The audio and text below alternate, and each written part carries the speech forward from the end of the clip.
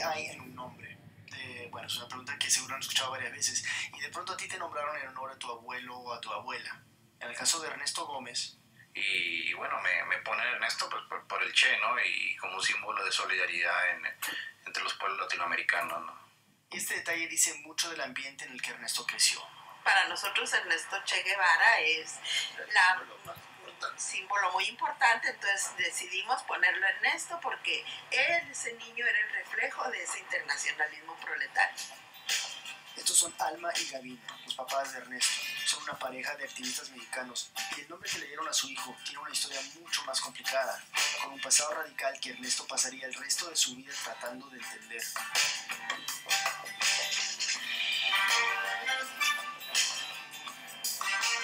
Bienvenidos a Radio Ambulante, soy Daniel Alarcón.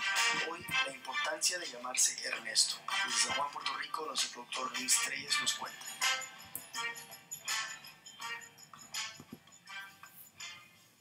Ernesto tuvo la típica infancia feliz de un niño mexicano de la década de los 80. Creció en la ciudad de Chihuahua, al norte del país. Jugaba béisbol, se escapaba de la escuela con sus hermanos, normal. Hasta que un día, cuando Ernesto tenía 10 años, sus papás lo llevaron al consultorio de un psiquiatra que era amigo de la familia.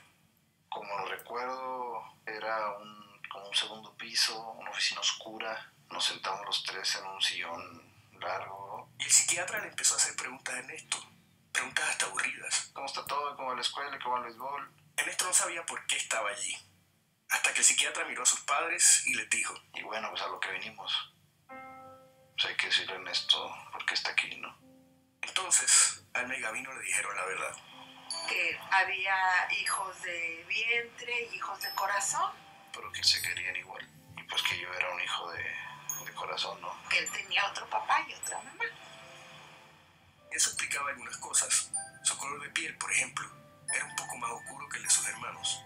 Y me acuerdo que todos me abrazaron y me besaron. Mi mamá siempre ha sido muy cariñosa, ¿no? Pero mi papá fue siempre un tipo muy seco, ¿no? No se debe dar abrazos y es como tosco, ¿no? Y tengo ese recuerdo que es uno de los recuerdos más bonitos de afecto así de los dos, ¿no? Estar en medio de mis papás y los dos abrazándome y dándome besos, ¿no? Pero una vez que salieron de la consulta, Ernesto trató de borrar todo esto de su cabeza. Quería volver a su vida sin que nada cambiara. Me da un pavor enorme pensar que mis hermanos me van a rechazar, ¿no? Que algún juego, una pelea de niños me sacaran eso en cara, ¿no? Tu calle te has adoptado, pinche negro. Yo nunca lo exterioricé, nunca lo comenté con mis padres, ¿no? Y ni a mis hermanos, nunca. O sea, esto es algo que nunca, yo creo que le he dicho a nadie, ¿no? Y era ese miedo a ser rechazado por mi familia, ¿no? Pero Alma y Gavino tenían que decirle toda la verdad por razones que serán más claras un poco más adelante. Entonces, un día decidieron montarlo en el carro de la familia y salir de paseo. Querían hablar con Ernesto a solas. El recuerdo que tengo de ese momento es como en cámara lenta, ¿no? Es como ir íbamos en el carro, mis papás iban al frente y yo iba sentado atrás en el medio. Y de manera sincronizada, ¿no? Mis papás voltean al mismo tiempo a verme. Y ahí yo supe, ¿no? Que dije, hijo, aquí viene algo, ¿no? Y le dijimos, bueno, ¿no nos has preguntado nada? No quieres saber nada, no quieres saber quiénes son tus papás. Y me acuerdo, o sea, mis sentimientos, no quiero saber, ni me importa, ¿no? Pero Ernesto no dijo que no. Se quedó callado. Y Alma y Gavino le hablaron de un hombre que había vivido con la familia unos años atrás. Ernesto se acordaba de este hombre y lo recordaba como Mone. Mira, yo de niño, hubo un momento que vivió este muchacho que se llama Mone, que no tenía manos, que eso lo tengo muy clarito, y que tenía el rostro medio desfigurado, y que jugaba conmigo los bomberos en el patio. Cuando Ernesto cumplió 4 años, este hombre sin manos y con la cara llena de cicatrices desapareció de su vida. Y ahora Alma y Gavino le estaban diciendo que Mone era su papá. Y me acuerdo que los dos se quedaron muy serios y que me dijeron, bueno, esto no lo puede saber nadie. Mone era un guerrillero que luchaba por la independencia de Puerto Rico y lo estaban buscando los gringos para meterlo a la cárcel y estuvo viviendo con nosotros un tiempo escondido. Y ya se fue. Ernesto había escuchado de Puerto Rico antes, pero si le hubieran puesto un mapa enfrente, no hubiera podido encontrarlo. Yo lo que sabía de Puerto Rico, yo creo que era muy, muy poco, que era una colonia de Estados Unidos y que había un movimiento por liberarlo, ¿no? Quizá me lo imaginaba así, ¿no? Como que era esta isla infeliz de gente sometida bajo el yugo de los militares norteamericanos, ¿no? Era una visión romántica de la isla. En esa época, Puerto Rico ya llevaba más de 9 décadas siendo un territorio de los Estados Unidos, y durante todo ese tiempo, distintos grupos habían tratado de liberar a la isla a través de la lucha armada. El padre biológico de Ernesto había sido parte de uno de estos grupos, y su mamá biológica también. A Ana y Gabino le mostraron unas fotos de ella en una prisión y le dijeron: ella es Dilcia, es tu mamá, está luchando por la independencia de su país, y la agarraron, metieron a la cárcel y por eso estás tú con nosotros.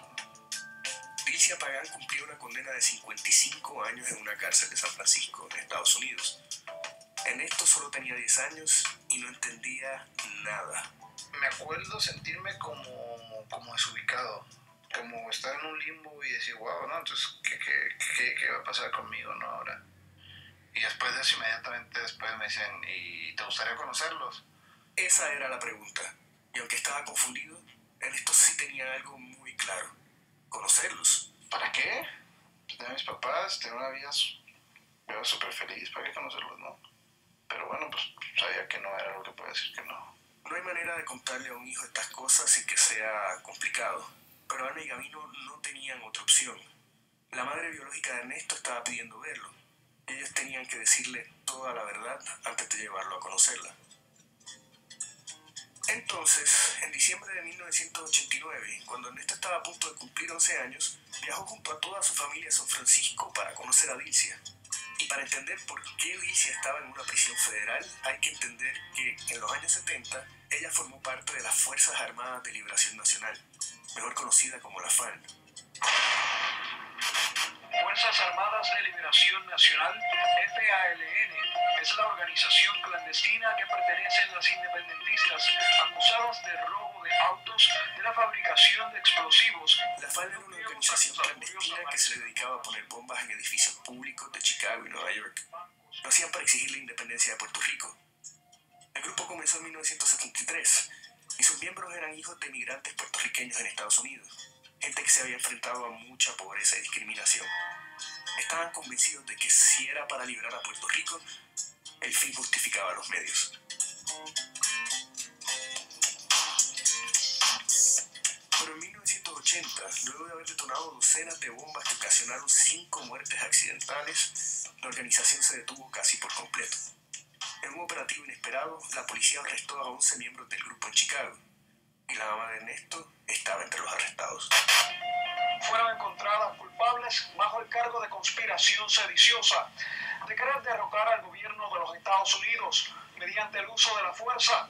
Aquí en esta prisión federal cumplen entre 35 y 97 años de cárcel. Ernesto tenía menos de 2 años cuando arrestaron a Dilcia, y al día de hoy aún no está 100% seguro de cómo fue que llegó a México. Pero sí sabe una cosa: los miembros de la FARC que quedaron libres lo protegieron.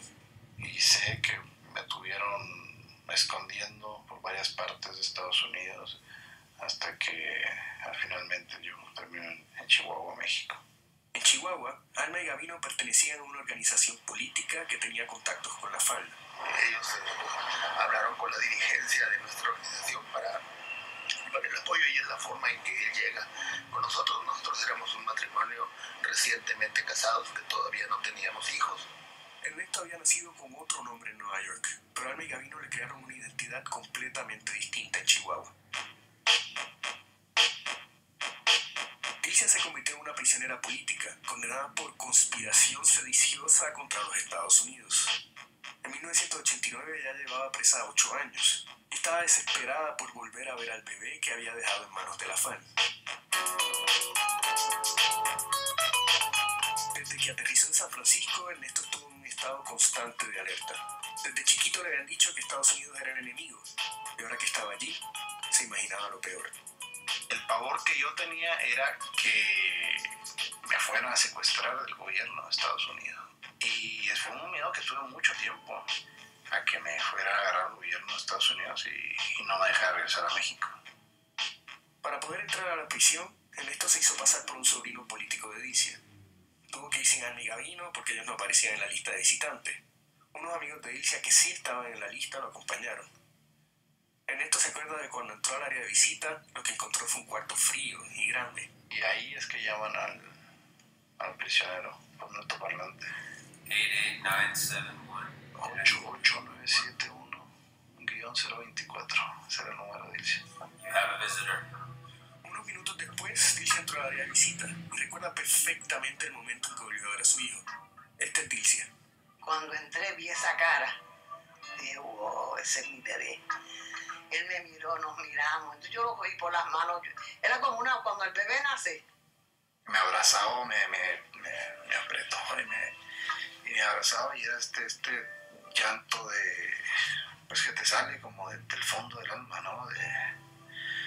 Y me sobó, entonces me revisó las orejas y me levantó la camisa, revisó la espalda, me revisó la panza.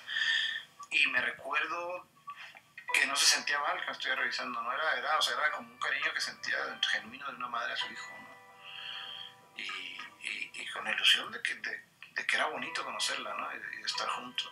Toda la tensión que sentía antes de conocerla se evaporó en ese momento. El parecido entre los dos era evidente.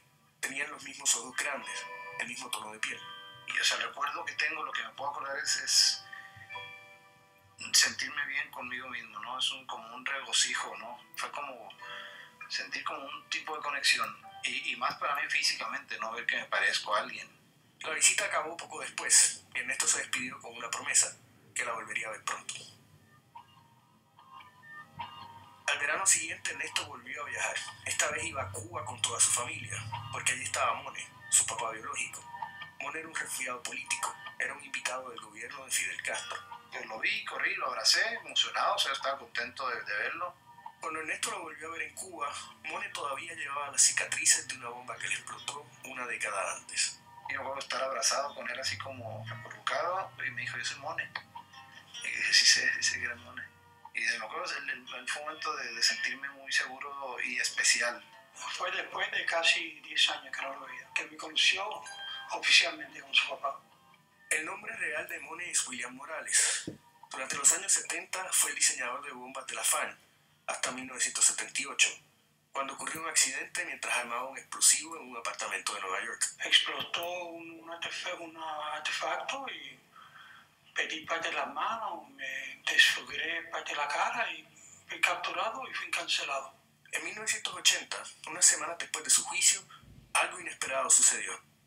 Los guardias del hospital carcelario donde William estaba internado hicieron un conteo de los prisioneros, y cuando llegaron a la cama de William, y levantan las sábanas, encuentran que bajo las sábanas lo que hay son unas almohadas y que hay una ventana abierta y hay vendajes colgando en la ventana, ¿no? William se escapó, y aunque no quiso hablar conmigo sobre los detalles de su fuga, su hijo sí ha escuchado las historias, y me dijo que William logró escaparse por un 7º piso. Se había escapado sin manos, usando una soga hecha de vendajes. Y desaparece de la faz de la tierra. Se convierte automáticamente en uno buscado por el FBI. William estuvo escondido por mucho tiempo. Lo ayudaba una red extensa de organizaciones de izquierda a ambos lados de la frontera entre Estados Unidos y México. Así fue como acabó en la casa de Annie Gavino, donde también estaba su hijo. Luego de pasar un tiempo en Chihuahua, William siguió su paso por México con un grupo de zapatistas. Eventualmente pasó tiempo en una cárcel mexicana, y luego de eso, Cuba le ofreció asilo político, y así fue como llegó a la isla. Es una vida de película, una vida que lo había llevado lejos del hijo que él conocía por otro nombre. Está registrado como Guillermo Sebastián Morales, ¿no? De su acta de nacimiento norteamericano, todo eso. Eso no se le puede quitar. Por eso hubo un poco de confusión cuando Ernesto se quedó con William en La Habana. La primera mañana que me levantó me dijo Guillermo, y algo que me estuvo llamando y que fue, me dijo Guillermo, y dijo Ernesto, y ahí reaccioné. ¿Por qué no me haces caso? Y tú eres Guillermo. Por primera vez Ernesto se da cuenta de que tenía 2 nombres totalmente distintos, y cada nombre tenía su propio pasado y su propia historia, y él, en ese momento, no quería ser Guillermo. En teoría, en los papeles ahí, porque nunca fui Guillermo. Pero eso fue así como mi primer choque de la cuestión de la identidad, ¿no? Ernesto volvió a Chihuahua exhausto. El tiempo que pasó en Cuba lo dejó agotado física y emocionalmente. En menos de un año había conocido a sus papás biológicos, dos personas desconocidas para él que lo obligaron a cuestionarse todo lo que sabía de sí mismo.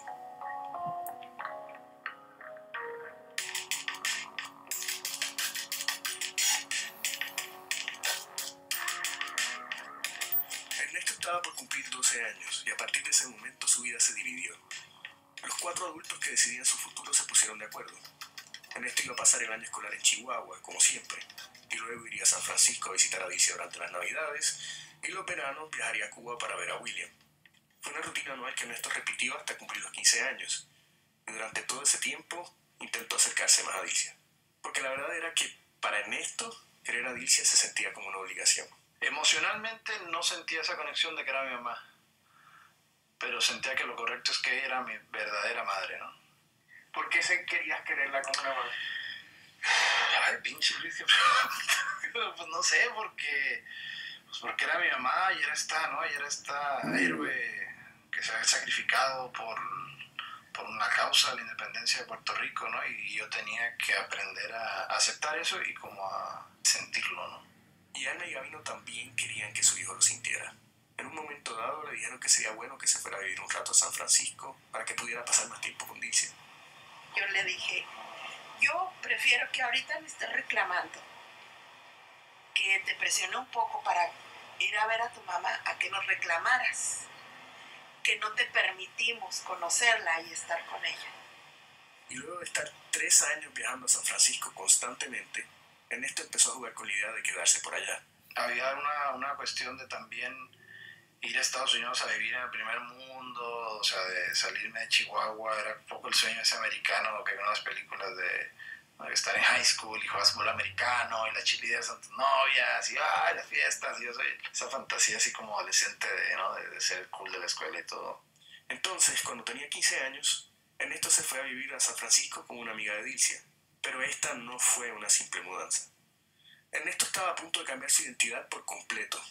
Recordemos que nació en Nueva York con el nombre de Guillermo Morales. Ahora, estando en San Francisco, los adultos en su vida le sugerían que retomara esa identidad.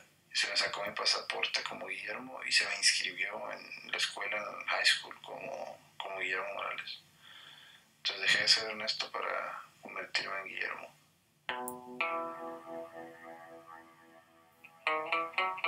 Su fecha de nacimiento, su nacionalidad, hasta su nombre, todo cambió a la misma vez. Pero todos estos cambios solo ocurrieron en San Francisco. Y él siempre para nosotros en México siguió siendo Ernesto. Entonces, en plena adolescencia, cuando casi todo el mundo está tratando de definirse, Ernesto comenzó a tener 2 identidades. En San Francisco, la amiga con la que estaba viviendo le hablaba de sus raíces puertorriqueñas. Y que me echó mucho énfasis en que yo realmente no era mexicano, que yo era puertorriqueño, que tenía que aprender de Puerto Rico para aprender a amarlo y sentirlo.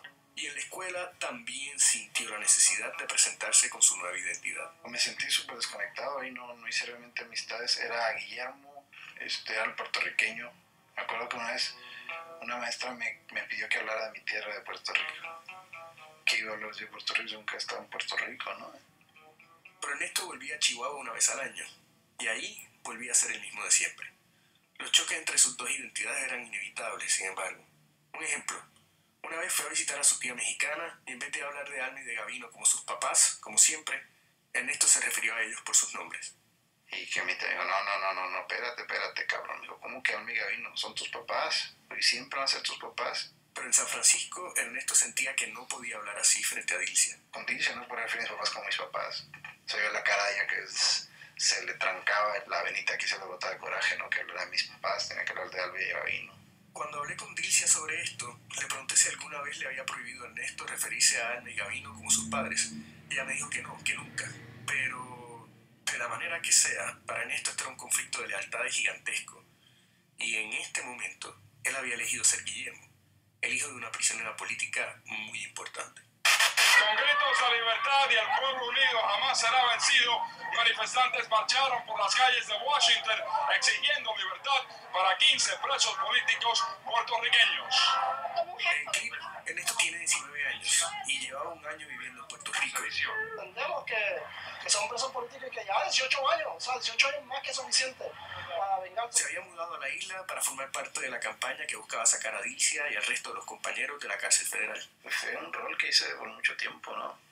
Ahí fue como que me convertí en el hijo insignia de los presos políticos. Guillermo Morales is the son of Dilcia Pagan. Hasta salió un documental sobre su vida en televisión pública de Estados Unidos. Me llamó al clandestinaje cuando yo tenía 17 meses de edad y tuve que esperar 10 años para poder visitar a mi madre. Su historia era conmovedora y efectiva. La gente lloraba cuando lo escuchaba hablar. Y aún más importante, algunos donaban dinero para la campaña de excarcelación. Ernesto comenzó una serie de giras mediáticas que lo llevaron por Estados Unidos y el Caribe, y se empezaba a involucrar cada vez más en la campaña para darle libertad a su mamá. Pero en privado, las cosas no andaban bien entre él y Dilcia. De hecho, a duras penas se hablaban. A Ernesto no le gustaba la manera en que su mamá se metía en su vida. Y aún más importante, cuestionaba las decisiones que ella había tomado cuando él era solo un bebé. Pues vas madurando, ¿no? Y bueno, pero pues, tú decidiste meterte en esto, pues es algo que tú quisiste hacer, no pensaste en mí. Lo que sentía era resentimiento contra Dilcia y contra el movimiento. Lo habían involucrado para que contara su relato de hijo abandonado, pero nadie quería saber de su infancia feliz en Chihuahua. Ernesto se dio cuenta de lo que estaba sintiendo en el lugar menos esperado. Lo habían invitado a hablar en la Casa Blanca y llegó acompañado de otros 4 hijos de presos políticos puertorriqueños. Y que, o sea, lo que ellos pasaron al perder a sus padres, a ser víctimas de bullying en la escuela, a que los escupieran, a que los apedraran, a que tenerlos que cambiar de barrio porque los acosaban. Ahí yo no hablé, me tocó el turno de hablar y yo dije que no quería hablar. Por primera vez veía claramente las consecuencias de todo lo que había hecho la generación de los miembros de la FAN, sobre todo con la generación que vino después. Para mí fue un momento de decir, ay, o sea, esto no es tan bonito, la revolución, ¿no? Y vamos, hay unas víctimas y las víctimas más afectadas son los hijos de todos ellos, ¿no? Y ahí yo empecé a cambiar un poco, ¿no? A partir de ese momento, Ernesto se distanció del movimiento y empezó a viajar más frecuentemente a Chihuahua para estar cerca de su familia mexicana. Mi momento oscuro ahí siempre es la luz, es el nido. Siempre como que de ahí sale, no es la base de quién soy. Mientras tanto, la campaña para sacar a los presos políticos de la cárcel llegó a un punto climático. Era 1999, Ernesto tenía 20 años y la administración del presidente Clinton estaba en su último año. En Puerto Rico, los dirigentes del movimiento pensaban que había llegado el momento decisivo para lograr un indulto presidencial. Y lo lograron. They had served very long sentences for offenses that did not involve bodily harm to other people. 11 de los 13 presos políticos decidieron aceptar las condiciones que les ponía el Departamento de Justicia Federal para recobrar su libertad. Y Dilcia fue uno de ellos. A pesar de que no se estaban hablando en ese momento, Dilcia pidió que Ernesto estuviera allí cuando ya saliera de la prisión. Y aunque él tenía dudas, decidió que era mejor estar allí con Dilcia. Fue una montaña rusa, ¿no? Entrar a la cárcel, que pues por 10 años lo estoy visitando. Yo no sé qué cuentas, y de las horas de visita que hice, yo creo que hice fueron como 23 días de cárcel. Ernesto no sabía qué esperar cuando finalmente viera a Dilcia salir. Cuando ella finalmente salió junto con las otras prisioneras, los otros presos gritaban "Free at last" y aplaudían y "Free at last, free at last, free at last". Fue bien fuerte. Ernesto se reencontró con su mamá y ahí mismo se enteró de que ella quería que él regresara a Puerto Rico con ella.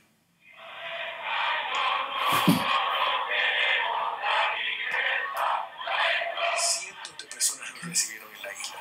Dilcia quiso que Ernesto se quedara con ella unos meses para disfrutar de su nueva libertad junto a su hijo. Pero Ernesto quería regresar a México lo antes posible. Y ahí empezamos otra vez los choques, ¿no? Con quién yo soy y con quién ella quiere que sea, ¿no? Yo creo que él también pensaba que yo iba como dedicarme la vida a él completamente. Y no pude. La misma vez porque ya yo necesitaba conocer a la gente, ir a diferentes lugares, ver a Puerto Rico. Ernesto tenía 20 años y buscaba una identidad. Su madre, en cambio, era una prisionera política que súbitamente se había vuelto una figura pública.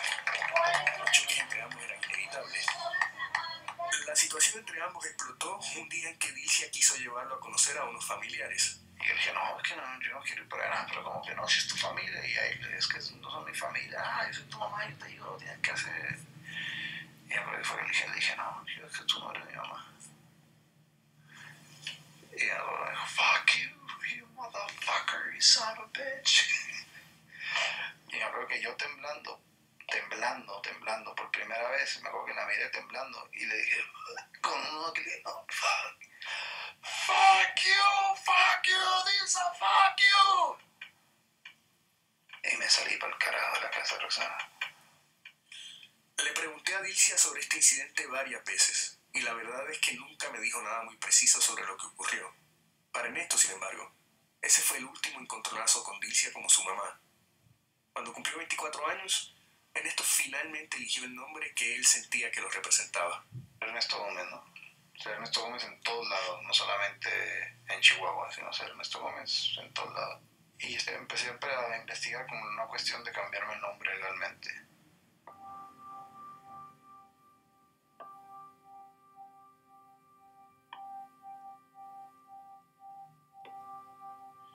Pero extrañamente no volvió a México. Ernesto terminó enamorándose y casándose con una mujer puertorriqueña, una independentista que tiene raíces muy profundas en Puerto Rico.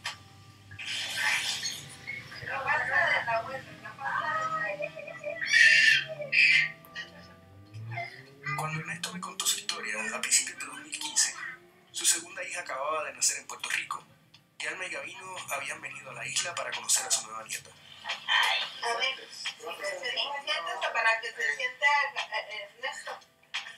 Con el tiempo, Ernesto también se reconcilió con William y con Dilcia, y ahora ellos también forman parte de su vida. Es decir, que su familia es diversa y complicada. O sea, un reflejo más de lo que ha significado ser Ernesto.